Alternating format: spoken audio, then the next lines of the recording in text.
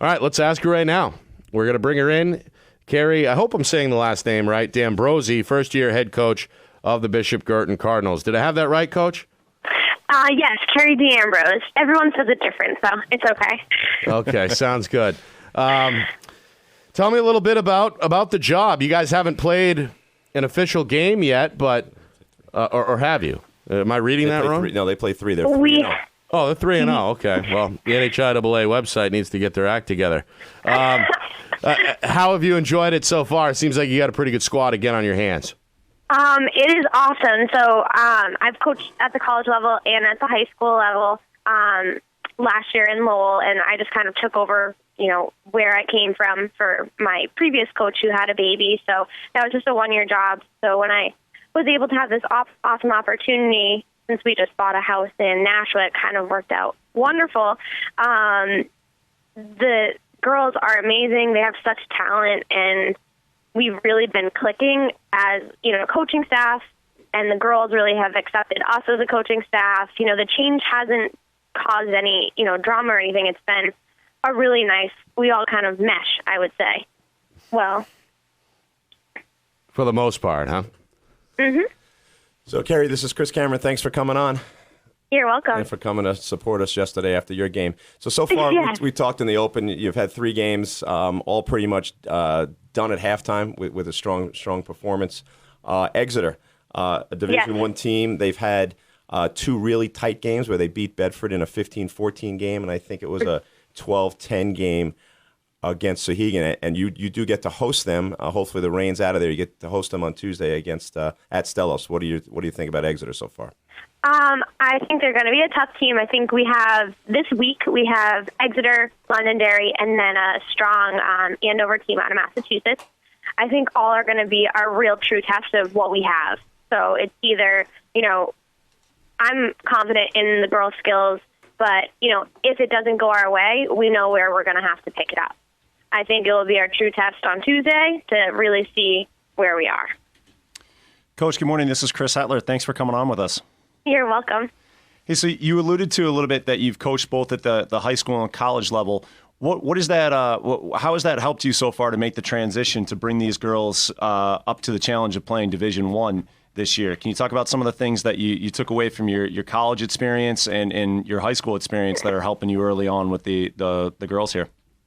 Yes, something, and they all kind of have heard me like a broken record so far, is when I see them, throwing feeds in that, people aren't there, wait for the next person to cut through, or, all these different things that I was taught and I heard in the language I started to use.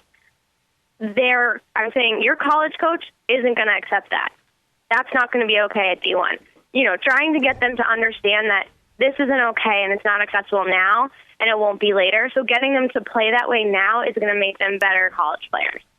So I keep honing in on, I'm treating you like a college team, and that's how it's going to be. So I think there's high expectations for all of them, even the freshmen, and they know that there's not going to be a lot of wiggle room with what we got going on. They've been receptive to that approach by and large so far? Yes, they have. They really, I'm very organized and have a lot of structure. That's just how I work. I'm also a teacher, so I think that's just a natural way of my practice planning. But, we're always starting with the stick work, really increasing and enhancing the stick work in different ways. So instead of just doing, your basic shuttles, where you like to do, karaoke on the move, everything's on the move, on the go, and it's a constant, heavy, fast flow in practice. So a lot of reps and a lot of work. I also don't like to just talk at them because they all have those great skills that it's just, all right, let's just break down whatever it is we need to hone in on and then just let them go. Because I'm not on the field with them, so my mentality is they need to figure it out on their own, and then if we need to step in, then we will. Again, we're speaking with Kerry Ambroise of the Bishop Guertin girls lacrosse team, and they are 3-0. My apologies at the top of the interview. They beat Central, Concord, and Dover, and again, will be tested against Exeter coming up on Tuesday. So, Coach, one thing that especially when you have these lopsided games where scoring can be easy, you have, to my count, 7 committed players already on the team. So the talent is a lot of talent there.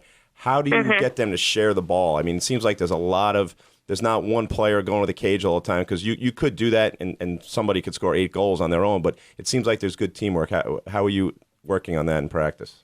Yes, that's something that I think there's a different team mentality from what I got from observing them and seeing them in the off season when I got the job and talking with different girls. That some of them were like, it was just always one person or 2 people, or So I really wanted to make sure that everyone felt like this was our team. We're all in it. We're all in it together.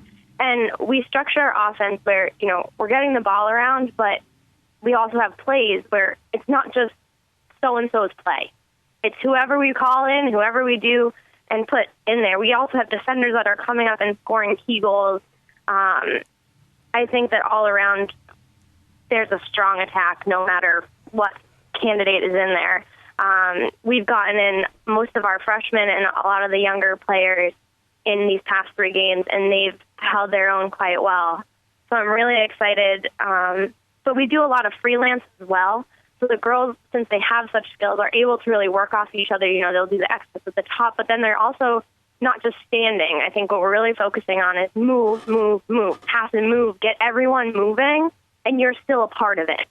If you cut, this person's able to drive to cage, you help that happen. So it's getting everyone to realize that it's not just the person who scores.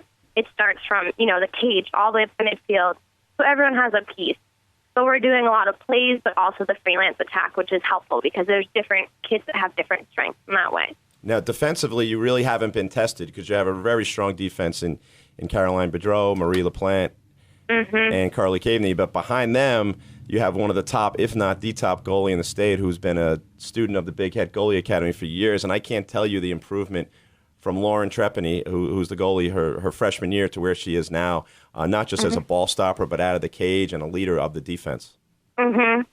She is a huge asset to us, especially coming up against this Exeter, Londonderry, Andover type of teams where, she actually comes out of the cage. She's not afraid, and I think that's awesome because she just powers that defense. She makes it exciting for them.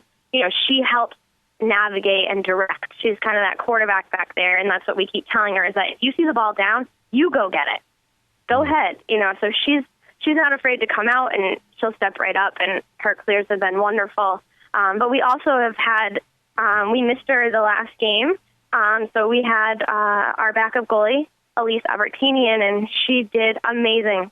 So we have not just one, we have 2 great goalies that are going to be able to step up for us in any situation. That's great to hear. She put in a lot of hard work with me 2 summers ago, Nashua North, just coming out to the fields and getting a lot of reps in. And so it's great to see her confidence going up and having a great season so far. Yeah. So looking forward, moving up to D1, what are your goals for the season, and who are some of the teams that you think are really going to present the biggest challenges to you? I would say definitely Exeter, Londonderry, Pinkerton, and Bedford. Would be our top matches. And, I wasn't here last year, so I'm trying to do the research, checking all the things from years past. But, again, you can't really fully compare those because each team's different. I just keep telling the girls that every game's a big game. So even when we go out against Dover and from coaching at different levels, that it's not always the top player top team that might come out on top. So you always have to just understand that you need to come out the same way, play BG-Lax every single day at that high caliber, even if it's a lower level team. Because a lot of higher level teams can get stuck on that when, the pace is slowed down a little bit.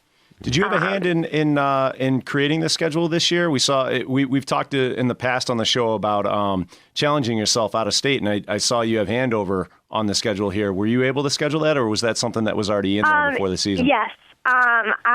From coaching in the Merrimack Valley, I know that Andover and North Andover, we're really trying to get a North Andover game in because they've been the strongest in the MVC for a while.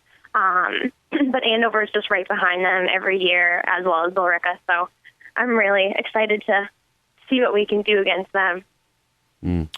Hey, good stuff, Kerry. We appreciate the time. Good luck moving forward in year number 1 on the job. We appreciate it. Yeah. Thank you so much. Have a great day.